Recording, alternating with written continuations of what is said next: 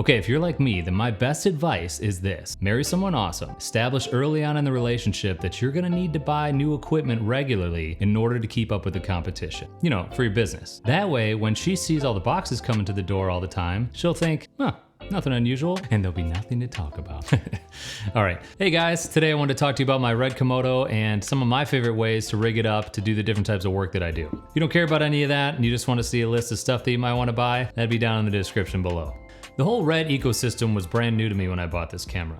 Coming from the Zcam F6, I was honestly a little afraid that this was gonna have a huge learning curve. But seriously, it's a pretty easy camera to understand once you know the basics. Okay, so why the RED Komodo? First and foremost, the image. 16-bit RAW, tons of dynamic range, beautiful red color science. I love the look out of this camera, and it's just so easy to match the raw footage out of this to my Sony cameras that I use for B-roll a lot of the time. Okay, the other reason is the box form factor. I love these little box cameras. The Zcam was a box too, but the build quality on this is just superior to the Zcam. I mean, for instance, this little card door is an actual door and not just a rubber flap that gets in the way anytime I want to pull the Cfast card out. I also love the top screen. I love the dual batteries on the back so that I can hot swap them if one's getting low. It's just a really solid brick of a camera, and I love the box form factor. Also, it has RF mount, which is great, I guess. Not because I'm gonna actually buy any RF glass anytime soon, but because I already had EF mount cinema glass, and because there's a variety of different adapters that you can put on here for EF glass. My favorite one is the Speedbooster, which essentially gives you a full frame field of view on the Super 35 sensor, the Komodo. It's pretty sweet. Okay, last but not least is it's a recognizable brand. And honestly, I used to think this is the lamest reason to buy a camera ever, but it's gotten to the point now where even people who know nothing about cameras know about the RED camera brand. I mean, I'm getting requests from corporate clients for the RED camera for a final product that's just gonna live on social media. In the end, it was a perfect way for me to get into the RED camera system without losing my house. This camera actually costs less than my Sony A1. Again, going back to justifying things to your wife or husband, it's always nice when you can start by saying, hey, this is less expensive than my last camera, and I'm using money from my previous camera to trade towards it. Enough about the negotiating tactics. I am not good at them and do not follow my advice. Disclaimer, Dustin is not a licensed professional and this is not a relationship advice channel. Okay, so the first thing I did when I bought this camera was I put this 8-sin cage on it. The Komodo's built like a tank and probably doesn't even need a cage, but I wanted the extra mounting points and it just kind of looks cool. Speaking of looking cool, check out my Global Dynamics body cap here. It's red, it's metal. I never use it. It's only on here for this video. Honestly, I bought it and then I realized I usually keep a lens on this camera almost all the time, so enjoy it. Here it is.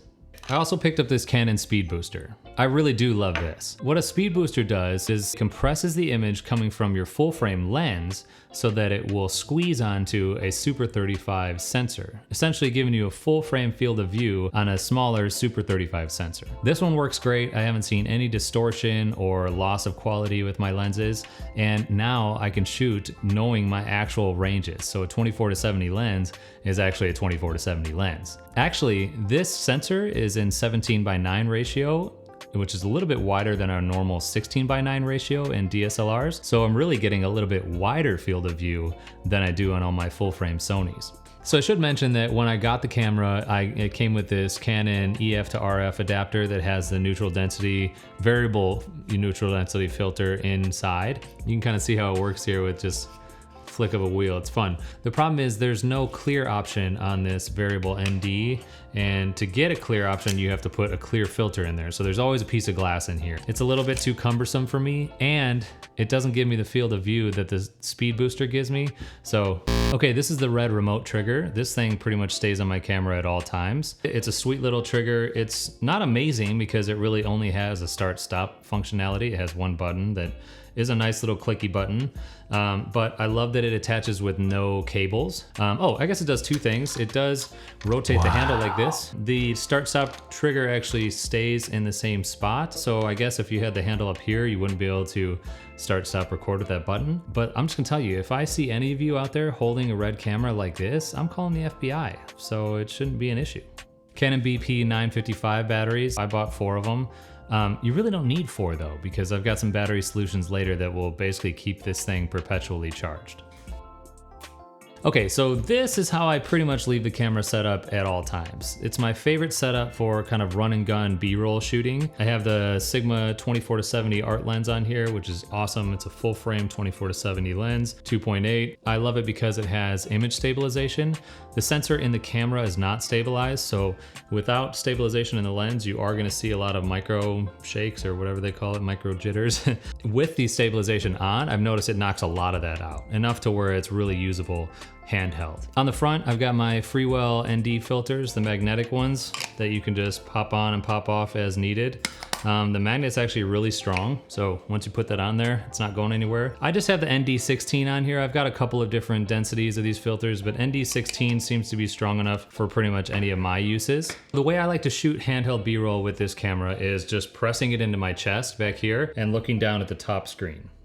It fits really well in my hands with the trigger here and being able to zoom in and out with my left hand. Plus with this image stabilization on here and another point of contact with my body, I can get really stable B-roll shots with this. Plus, I really love the top screen, especially with edge focus. So edge focus kind of works like peaking, but it actually blacks out everything in the frame and only shows the parts that are in focus. It's way easier to see in my opinion, especially when I have this camera rigged up because I can get a full color frame in my monitor while using edge focus on the top screen to get that critical focus. So you get the best of both worlds. So next thing, top handle. This is the Nitze Stinger handle. I think there's like a couple of different versions of this, but this is the big one. This one fits my hands really well. It's super easy to hold for kind of long periods of time. And it's all metal construction with a ton of extra mounting points. So I really like this handle a lot. The best thing is it's Nato rail compatible, so I can just kind of slide it on and off as needed. But it does give me the ability to slide the handle around a little bit farther than normal so that I don't block that top screen view. I love the top screen. I like that a lot of the mounting points on this handle have these locking pins in them so that I can use this Smallrig monitor mount. And I know it's not gonna twist because once it's screwed in and locked in at kind of 90-degree positions, it ain't gonna turn. Okay, so you'll find out in a minute why I don't put my main monitor on here when I'm shooting handheld B-roll. Spoiler alert, it's because it's massive. So I actually like using the phone.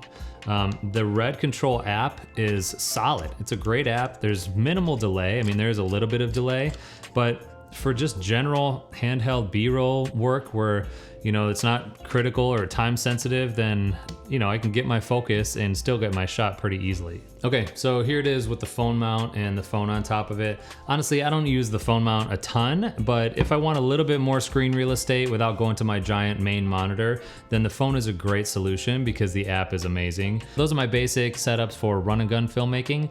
Now I'm gonna show you what this camera looks like when I build it all the way up. Let's start with the rails. I have carbon fiber rails on a quick release plate here, both from Smallrig. And then on the bottom, I have a Manfrotto plate for my tripod. The nice thing about this quick release is you can just slide the rails on and off as needed during the day, and it's pretty easy to do. Not a whole lot to say about rails other than they are raily. These are awesome lenses. These are the Xeen Cine CF lenses. I love these lenses. They're super smooth and they open up to T1.5. But I'm never shooting at T1.5, and I'll tell you why. Quick confession time. I come from the land of Sony mirrorless cameras that have, in my opinion, the best autofocus in the business. I rely on that autofocus for all of my B-roll, every wedding that I shoot. A lot of my work relies on autofocus. Now, these Cine lenses are beautiful. Can I get the same quality of focus that I get with my Sony lenses? Of course. But I have to pay attention, especially at T1.5. That's a really shallow depth of field. So if I wanted to shoot an entire interview at T1.5, I could do it, but I need to be paying attention to where that focus is pretty much the entire interview. I don't have a focus puller most of the time. A lot of times I have an assistant to help with lighting and sound, and then I'm running the camera and also conducting the interview. So if I'm putting all of my attention into keeping a super shallow depth of field on my subject, I'm probably not listening much to what they're actually saying. I'm usually shooting interviews at like T2.8 or higher. Final verdict, I love these CF lenses, both for the image that they produce and for what they look like on the camera. Honestly, they just look awesome. All right, follow focus. Going back to my previous point, I'm not using this very often. But if I do have to pay attention to focus, I do prefer to have my hand focusing this way than this way. I've had this Lanparte Follow Focus literally I think for 10 years. I don't remember how long ago was the 5D Mark II out. That was when I first started video, and I don't think that camera even had autofocus for video, so I ended up getting this Follow Focus. It's pretty solid, it's all metal. I lost this screw at some point, so I replaced that. Fits nice on the rails and, you know, does its job. It allows me to focus from the side of the camera.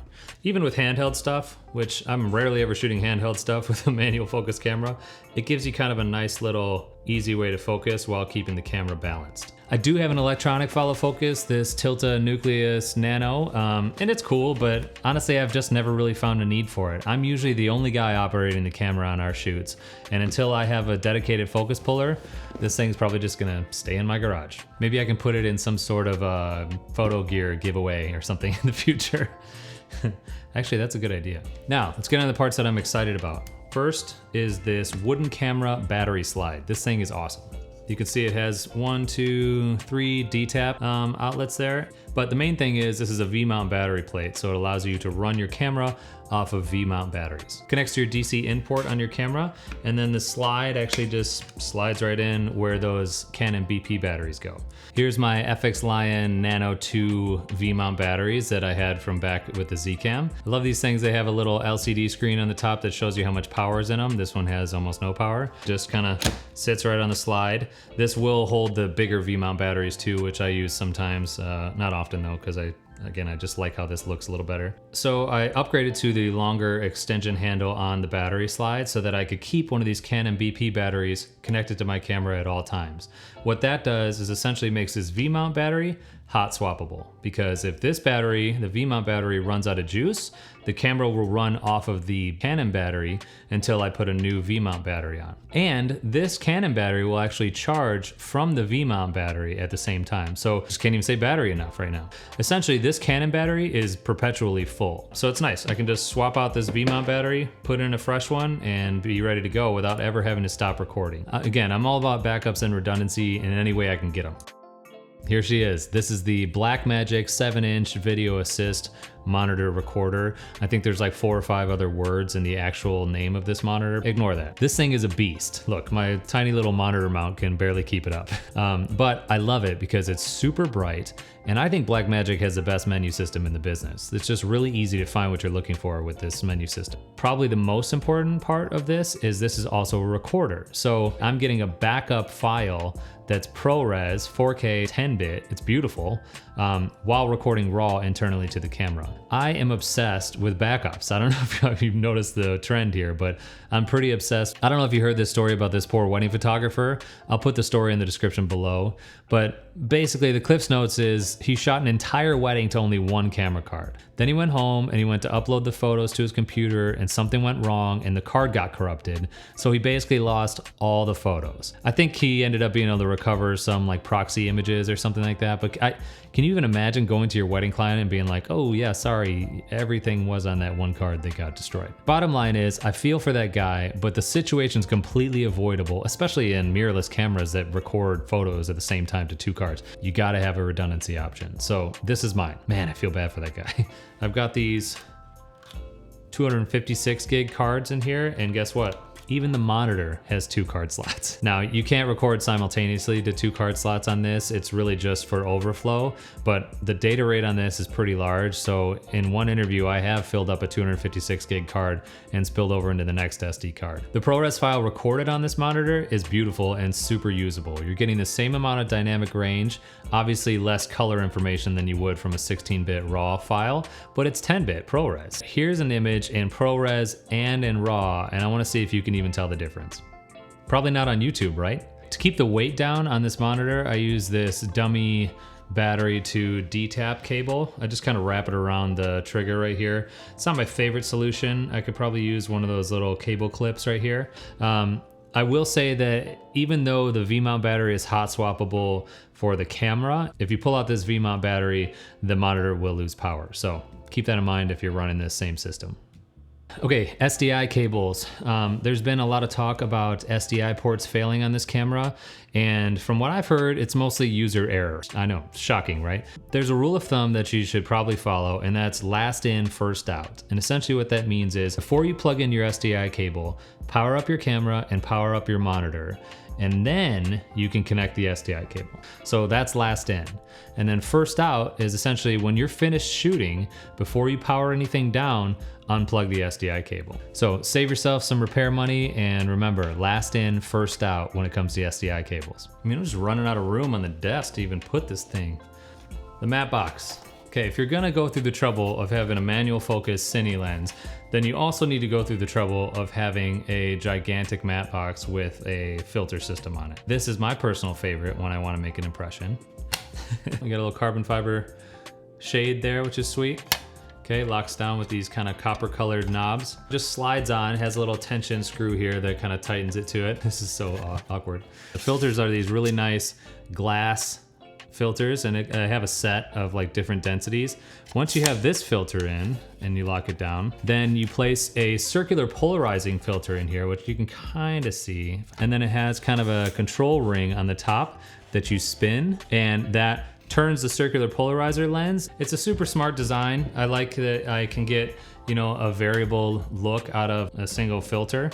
Okay, for Cfast cards, I do like to use Angelbird cards. I use Angelbird SD cards in all of my mirrorless cameras too. No, I didn't buy this one just because it says RED on it. This one came with the camera kit when I purchased it. I've got a couple of these smaller 256 gig Angelbird cards.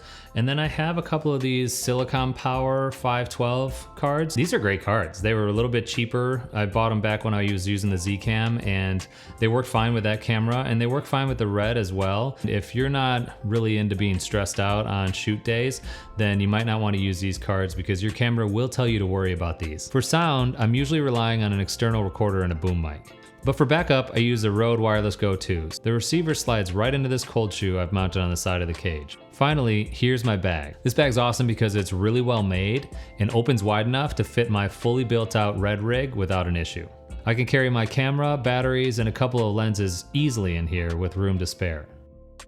Ooh.